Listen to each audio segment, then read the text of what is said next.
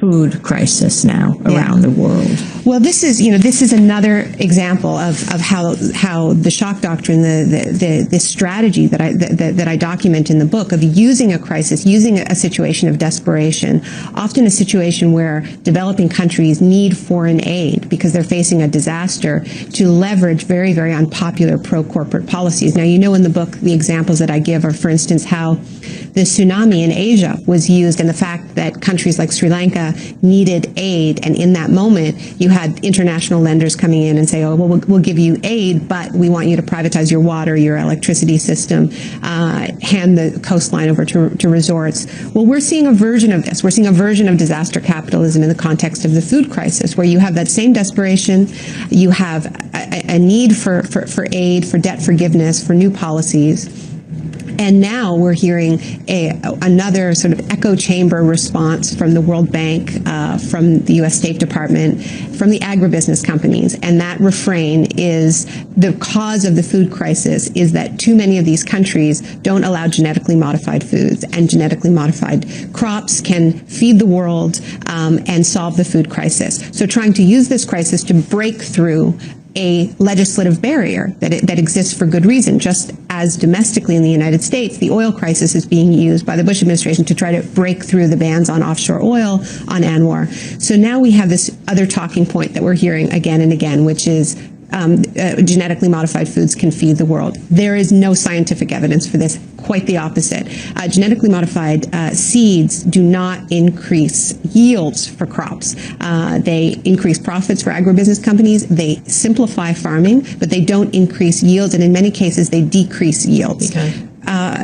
Because this is actually not what they're genetically modified to do. I mean, if you think about Roundup Ready, I mean, what it's genetically modified to do is you mean compatible, the soy and the fertilizer. Yeah, to be compatible with Monsanto's fertilizer. It's not about increasing. It's not about increasing crop yields, and they haven't actually figured out the technology for how to increase crop yields. One of the things that I find really worrying is that companies, and similar to the oil crisis, Amy, we're seeing record profits from Monsanto, from Cargill, from all the big players in the context of the food crisis. We're also seeing something else, which is that these companies are buying up hundreds of patents on seeds that they claim are climate ready. Climate ready is, we've heard about Roundup Ready, which means they're ready for Roundup fertilizer. Now the new phrase is climate ready, which means they're ready for climate change, which means that these seeds apparently can grow in the context of drought, can grow in the context of highly salinated earth because there's been a flood.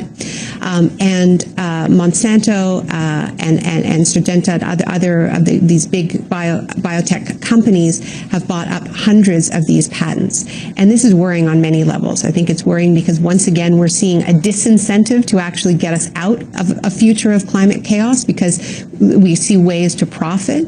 But then when we look at how aggressively we know a company like Monsanto protects its patents when it comes to their Roundup Ready seeds, the suing of small farmers, the surveillance of farmers. There was an incredible story recently in Vanity Fair about the heavy-handed legal tactics and use of private security, just harassing farmers who dare to save their seeds from one growing season to the next, breaking Monsanto's patent.